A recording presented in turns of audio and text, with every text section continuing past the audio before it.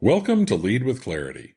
This is a space for leaders who want to grow without losing themselves in the process. Each episode is a short reflection on leadership, influence, and the inner work that shapes how we show up for others. It's not hype, not noise, just clear thinking for the journey of leading well. Today's episode is entitled Say Less, Lead More, the Discipline of Brevity. Here we go. Think about the last presentation you sat through that ran 20 minutes longer than it needed to. Or the email chain that took 6 replies to answer a question that could have been settled in one sentence. Most of us have been on the receiving end of that. What we don't always stop to ask is whether we have been the one delivering it. Today I want to talk about one of the most underrated leadership skills in any room, the discipline of brevity. Thomas Jefferson said it plainly when he said, "The most valuable of all talents is that of never using 2 words when one will do."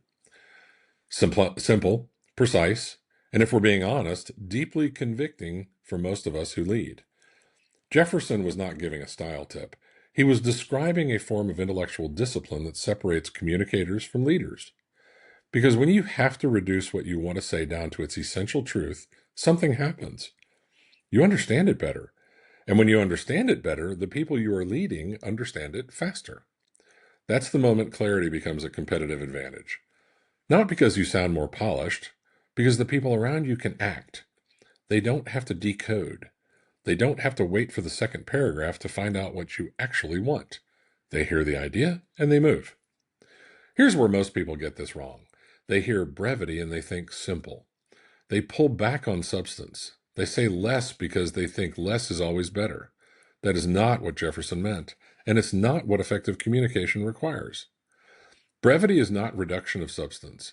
It is a compression of language. The idea stays. The unnecessary words go. There's a significant difference between those two things, and the leaders who confuse them often strip the meaning right out of their message trying to make it short. So here's the reframe. Stop editing for length. Start editing for precision. When you write that email, don't ask how can you make it shorter.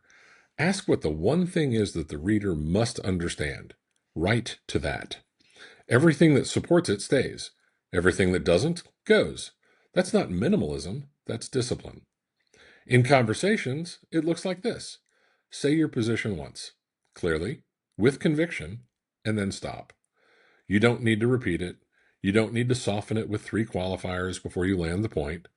Leaders who speak with precision are not being blunt. They're being respectful of the time and attention of the people around them. This week, I want to challenge you to pick one type of communication, whether it's email, one-on-ones, team updates, and audit it.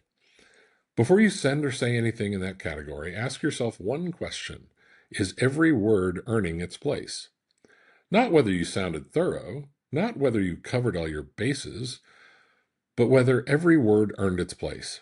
That is the Jefferson standard. And when you start applying it consistently, the quality of the decisions people make in response to your communication will tell you everything.